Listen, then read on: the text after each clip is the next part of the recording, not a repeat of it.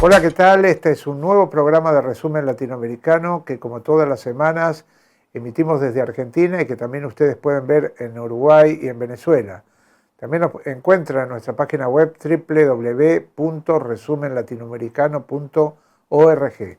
Allí también habitualmente colgamos las informaciones más importantes sobre lo que ocurre en el continente y en el mundo y nuestro programa radial que emitimos semanalmente desde Argentina para todo el mundo.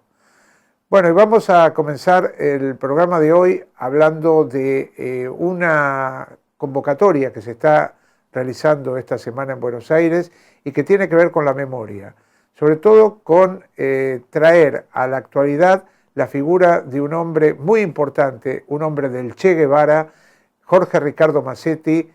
Hace 50 años desaparecía en las montañas de Salta el comandante segundo, el hombre que vino en un adelanto de la incursión que después haría el Che Guevara a Bolivia a pelear por la revolución en la Argentina.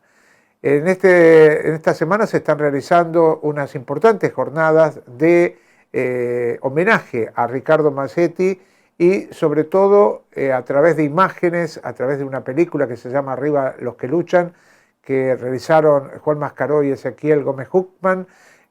También hemos podido ver lo que ha sido este hombre, Jorge Ricardo Massetti, como periodista, fundador de Prensa Latina, de la agencia que revolucionó el campo del periodismo y que, como ustedes saben, fue una de las primeras decisiones en el campo de la comunicación que realizó la Revolución Cubana. Y también, obviamente, hablar de la vida de Massetti a través de numerosos exponentes que en el local de la Asociación de Trabajadores del Estado, en el Anfiteatro Eva Perón, desarrollaron el perfil de Massetti como periodista, el perfil de Massetti como hombre revolucionario ligado a la emancipación latinoamericana y sobre todo como entrañable amigo del Che y compañero del Che y de Fidel Castro y de la Revolución Cubana. Vamos a ver el testimonio que recogimos en estas jornadas a través de las cámaras de resumen latinoamericano. Dulce remanso, arenita de rocío, sol mañanero, espiga de la ilusión. Dulce remanso, arenita de rocío, sol mañanero, espiga de la ilusión. Van enlazando la brisa para brindarnos su amor, porque entre pena y tristeza la copla quiebra su voz por el adiós de una canción. En el potrero del día se guardan dichas y cantos. La figura de Jorge Ricardo Massetti, la historia, una hermosa historia, tiene que ver con lo que nosotros venimos sufriendo. Hay como un ocultamiento de la memoria de lo que era el proyecto del Che. Pero más allá de eso no había mucho más que la sombra y la tergiversación y la manipulación de algunos elementos, y particularmente la indiferencia y el ocultamiento de parte de la izquierda argentina con respecto a la experiencia de Massetti. Cavila mi pensamiento buscando la libertad, sabana de campo abierto, corazón de mil quebrantos, en tu paisaje una flor renacerá. Ezequiel, contanos un poco cómo surge esta idea de hacer una película sobre un hombre que en la Argentina es bastante desconocido, Jorge Ricardo Massetti, periodista y guerrillero. Surgió por lo mismo que decís vos. Nos encontramos con una figura muy desconocida, éramos estudiantes y yo lo llegamos a él a través de un libro de Ricardo Rojo, donde Ricardo Rojo, que había sido compañero del Che en el segundo viaje que hacen por América Latina en el año 55, ese Ricardo Rojo lo menciona a Massetti. Dice, un periodista argentino que viaja a Sierra Maestra, se entrevista con Fidel, con el Che, después crea una agencia de noticias en Cuba y crea una guerrilla que era la que el Che iba a venir a encabezar cuando se fuese de Cuba. Entonces, nosotros leímos ese libro y nos sorprendió y dijimos, ¿cómo puede ser esto? Y empezamos a buscar un poco más de información en algunos libros que teníamos y no encontrábamos mucho más. Bien, al muy poco tiempo dimos con Gabriel Roth, que es investigador y que era el que había hecho los principales estudios acá en Argentina sobre Jorge Masetti, y él escribió un libro que se llama Los orígenes perdidos de la guerrilla argentina. Y ahí nos descubrimos con toda esa figura de todo lo que había hecho Masetti. Tras cartón encontramos unos textos de Rodolfo Walsh, 3 crónicas que hablan sobre la figura de él. Entonces nosotros dijimos, bueno, para toda nuestra generación, jóvenes que hacemos comunicación política, el Che es un camino y es un referente, Walsh es un referente, y si estos 2 referentes están hablando de Jorge Masetti de esta manera, diciendo que es uno de los mejores periodistas, confiando en que era capaz de armar una guerrilla, vamos a investigarlo porque merece ser investigado. En esta búsqueda, Ezequiel, que ustedes hicieron, ¿qué Masetti pesaba más? ¿El Masetti periodista o el Masetti guerrillero? Siempre a uno le pesa más, ¿no? Esto de la guerrilla siempre es lo que más nos pesa a todos, porque en cualquier proyecto en el que uno esté a punto de dar la vida, donde la vida de uno esté en juego, eso siempre marca un entusiasmo, una adrenalina, un compromiso. Eso nos ha pasado y es algo que creo que nos pasa a todos los que tratamos de recuperar la historia de los compañeros revolucionarios de los años 60. Más allá de eso, de ser quizás lo más excitante en una primera instancia, después nosotros quisimos recuperar en la película al Masetti periodista. O sea, Masetti es un periodista integral que descubre en un momento un proyecto político que es el cubano al cual adhiere y al cual se compromete toda su vida. Podríamos decir que es un periodista revolucionario, que en un momento determinado, como le ha pasado a muchos periodistas, ven que es necesario para esa etapa de la lucha cambiar de lugar y pasar a ocupar la comandancia o de un ejército revolucionario en el caso de él, o en el caso de cualquier otro compañero, ser un miliciano o estar en algún frente distinto, ¿no? Que ya el oficio no es que nosotros elegimos ser periodistas y nos ponemos... Es la muerte también del oficio liberal, lo veíamos nosotros, es decir, bueno, tengo mi herramienta, pero cuando la organización o el proyecto político plantee que es necesario que cambie, cambiamos de herramienta y tomamos otras. Cuando uno habla de Masetti se acuerda permanentemente de Walsh, y hay un tema en el que Masetti y Walsh fueron casi hermanos de sangre a nivel periodístico, que es el tema de cómo hacer periodismo, contrastando las noticias, informando con objetividad, que no es imparcialidad. A vos, que sos un hombre de la comunicación, ¿cómo te nutriste de todas estas enseñanzas de Masetti y además paralelamente de Walsh? Esa frase, que esto es lo que estás planteando, es significativo porque cuando nosotros fuimos a buscar y encontramos el manual estructurante de estilo de prensa latina, redactado por Masetti en el año 59, él decía: el adjetivo está terminantemente prohibido en la agencia de noticias.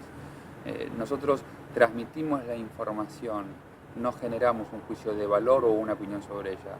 En ese caso habrá una oficina de asuntos especiales o de editoriales que venderá ese servicio, pero nosotros no lo hacemos.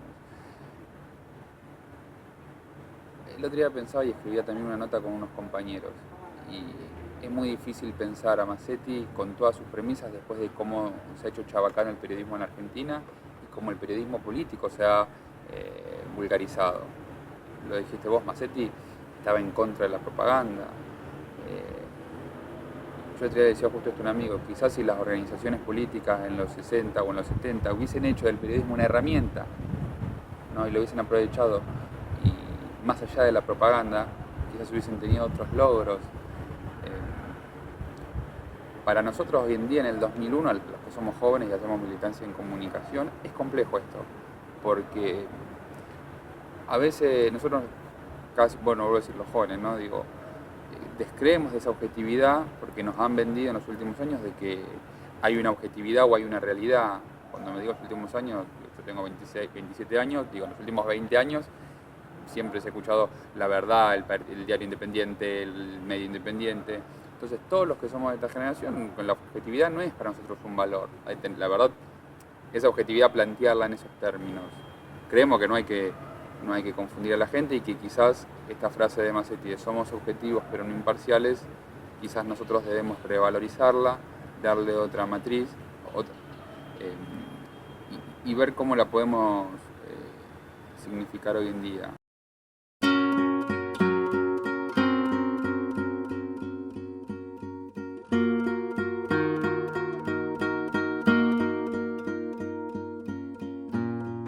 realizado para el servicio noticioso de Radio El Mundo de Buenos Aires.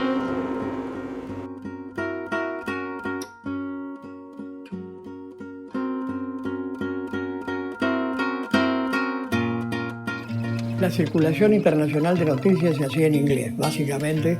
En todo el mundo se hacía en inglés. United Press, Associated Press, International News Service, Reuters, se transmitía en inglés. La corresponsalía de las agencias en Buenos Aires traducía lo que consideraba que valía la pena darle a los diarios argentinos.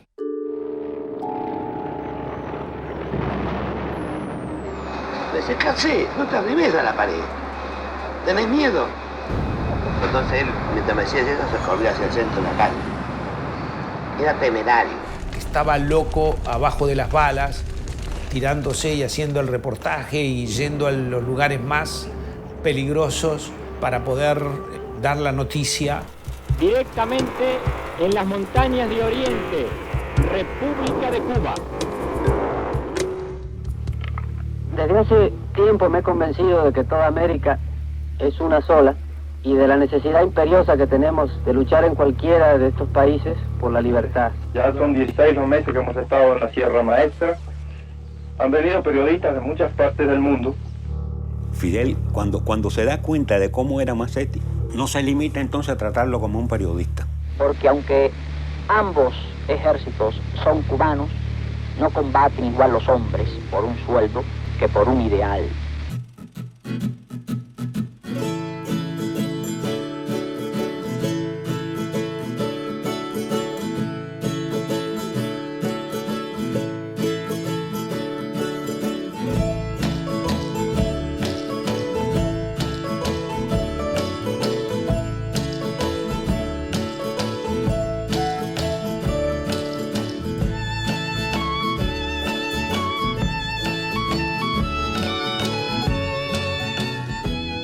En su primer discurso, cuando Fidel llegó a La Habana, creo que fue un 9 de enero el discurso, y él dijo que se había ganado la guerra, pero que aquello no era difícil. Lo difícil era a partir de ahora. La Revolución Cubana se desarrolla más o menos a saltos respondiendo a la agresión de los poderes imperiales. El año 59, cuando se decreta la ley de reforma agraria. Ese es el detonante de todo. Y empieza toda una política para aislar a Cuba, que se da en todos los campos, en el diplomático y se da también en la esfera de los medios de comunicación. Aquí llegaba lo que mandaba la UPI, la AP y eso, punto, y ya, se acabó. Aquí no había nada, ni había una agencia de noticias, ni nada. La existencia de Prensa Latina fue una idea de Che, pero el que la hizo en la práctica fue Jorge Masetti. ¿No les parece que nuestro pueblo estaba muy bien informado? Porque no piense ninguno de ustedes que un guajiro explotado tenía un periódico o una estación de televisión. Pertenecían a los monopolios, pertenecían a los millonarios. Y ese maravilloso derecho de libertad de que habla el imperialismo, que es la libertad de que 10 individuos ricos y dueños de 10 grandes periódicos puedan escribir ellos solos.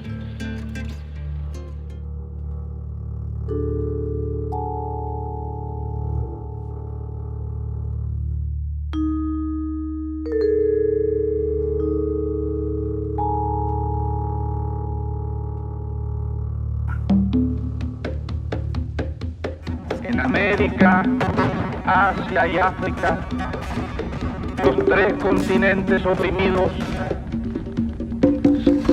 han surgido nuevas guerras de liberación, las aspiraciones de los pueblos a su libertad. Cuando llegamos ahí, trasladamos y encanutamos en unas cuevas alimentos, pertrechos y en las mochilas nuestras, fierros, armamento. Como era el Che, si el Che no tiene esa confianza en Masetti, no le da la tarea que le dio. La tarea de Masetti era el futuro del Che. Y justamente él me dijo por teléfono cuándo van a hacer la revolución en Argentina, cuándo se van a ir a los bosques o a las sierras para comenzar la revolución. Y yo le dije a Masetti, que yo eso lo veía muy difícil, que se había podido lograr en Cuba porque fue la primera que lo hizo, pero que ya estaba todo muy armado en contra de eso. Y él me dijo, no, es la única manera de hacerlo.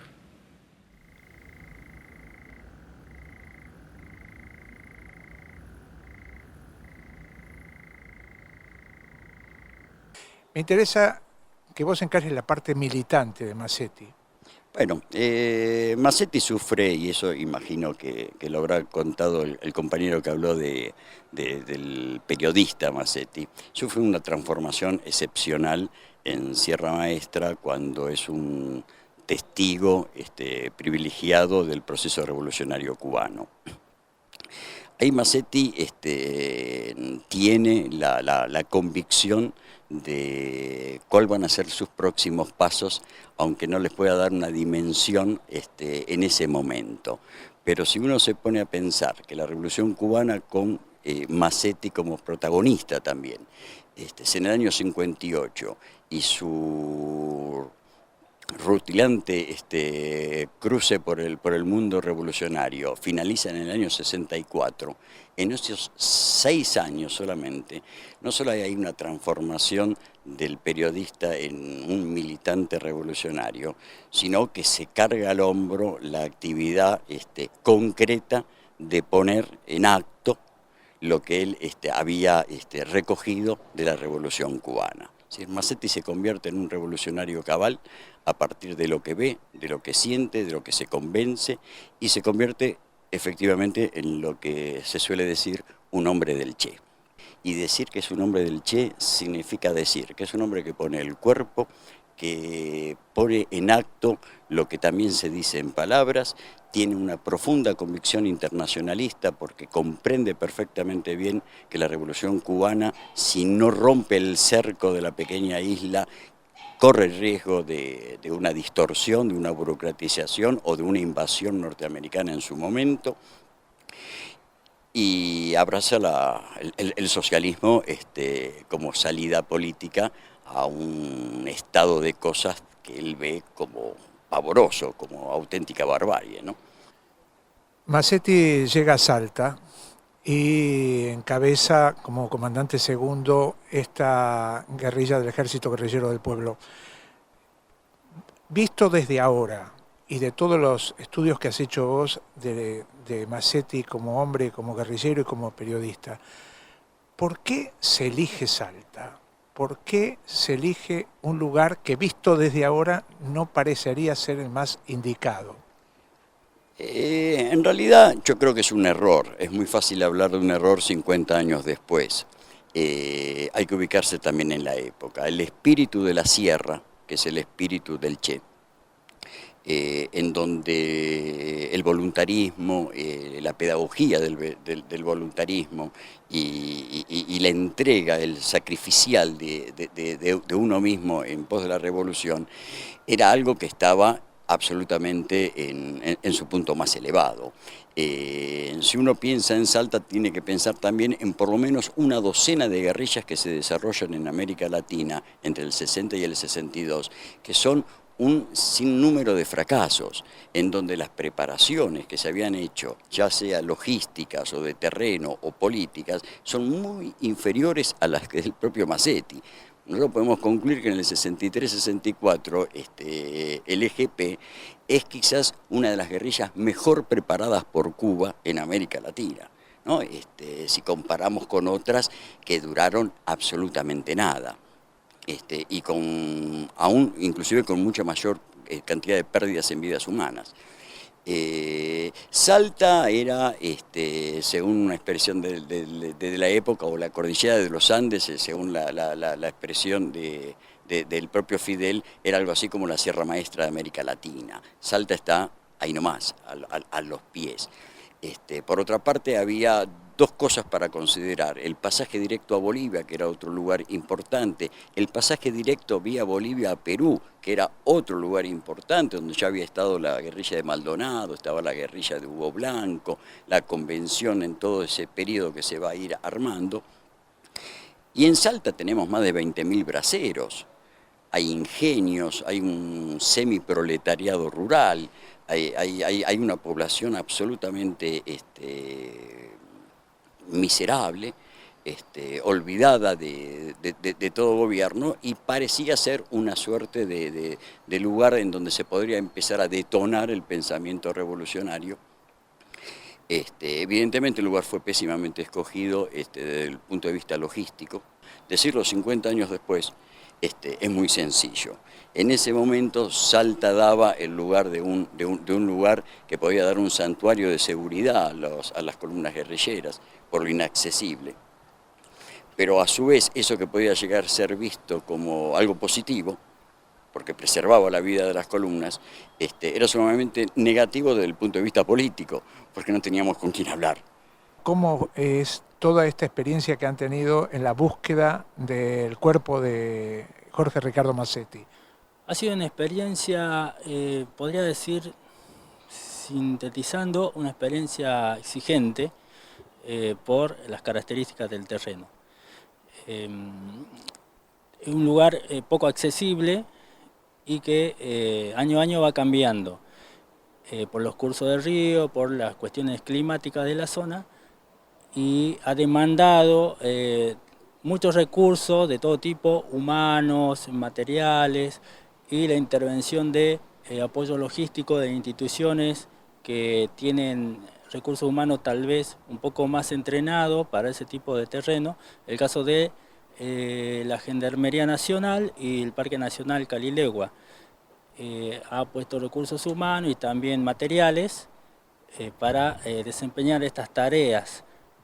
Y bueno, todo eso acompañado por otros técnicos, abogados que nos dan el marco para poder llevar adelante todas las actividades de una manera poco más formal. Haz que en mi campo retorne la claridad, como la aurora que anuncia su despertar. Horizonte de mi pueblo sobre un potro cantará.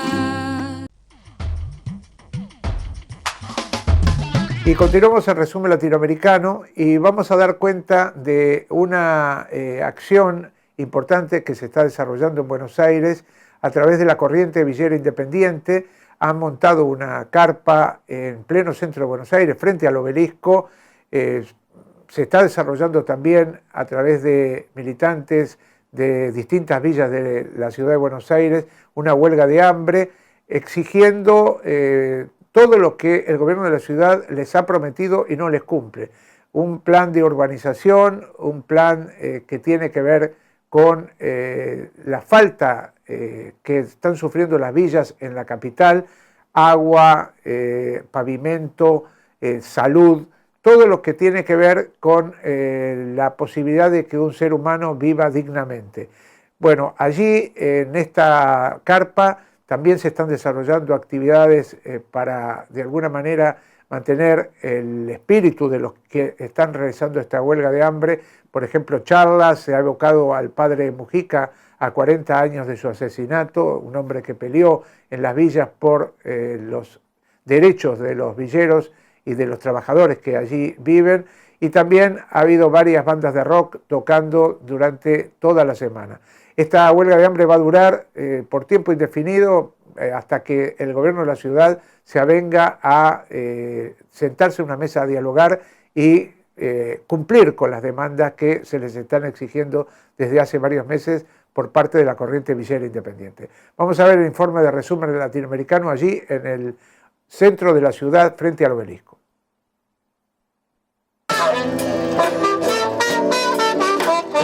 Dígame si no amaina el frío con este saxo. Si no amaina el alma un poquito.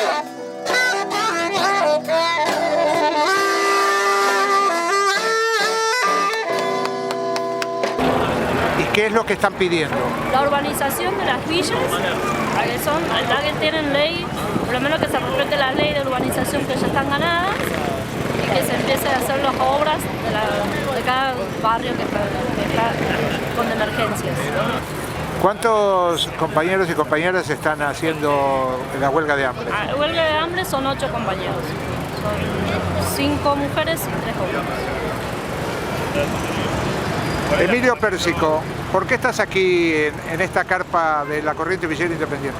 No, traerles solidaridad a los compañeros que están peleando por la dignidad de la vivienda en las villas de la Ciudad Autónoma de Buenos Aires y también para ayudarlos en todas las cosas que podamos ayudarlos para que tengan éxito y puedan construir una victoria.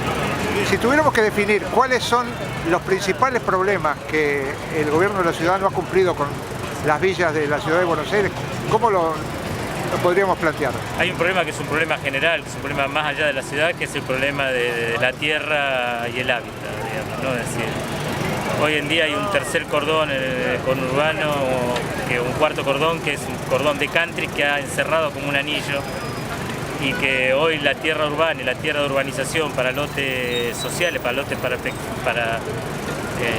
sectores populares, está muy difícil. Y también hay otra realidad que las villas de capital se vienen triplicando cada 10 años su población, centralmente también por el problema el transporte, el desarrollo social, digamos que en Capital Federal es mucho más, el derrame es mucho más fuerte, digamos, de política.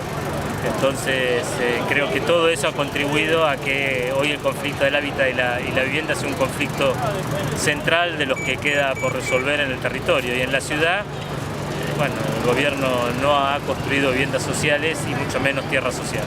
Tienen diversas actividades durante todo el día.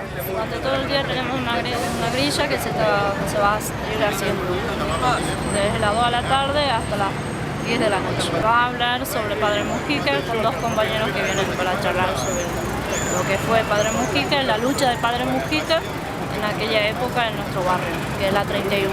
Vos no conociste la época del Padre Mujica, pero te pregunto, por lo que sabés, por lo que has averiguado, ¿crees que ha cambiado en algo la situación que se vivía en aquellos años en que Mujica peleaba en la 31 a cómo están las villas hoy? Poco y nada. Poco y nada, porque son la misma pelea que seguimos luchando, seguimos pidiendo y que no nos están dando. ¿Qué reflexión tenés para cómo se vivía en las villas hace 40 años y cómo se vive ahora? ¿Se ha avanzado? He vivido muchos años en Villa y en realidad hoy es muy diferente, digamos, la vida. Digamos, ¿no? Antes era un lugar de la atracción hacia la capital federal, era otra, era el trabajo industrial, digamos. Hoy es, como decían los compañeros nuestros, el derrame inducido, es decir, las políticas sociales, la política de subsidio. Y como dice Francisco, eso no construye dignidad, lo que sigue construyendo dignidad y derecho es el trabajo, digamos, el trabajo digno, el trabajo con derecho. Entonces esa situación es una situación diferente. Hoy la distribución del ingreso es casi igual que la existía en el 72 o en el 73 o en el 52. Y sin embargo, dentro de esa distribución del ingreso, el 10% de lo que reciben los sectores más humildes por subsidio. Entonces transformar ese subsidio en empleo y trabajo digno es también lo que llamamos sintonía fía o resolver los problemas que existen todavía dentro de la clase trabajadora. La urbanización de las villas, porque tengan lo que tienen que tener.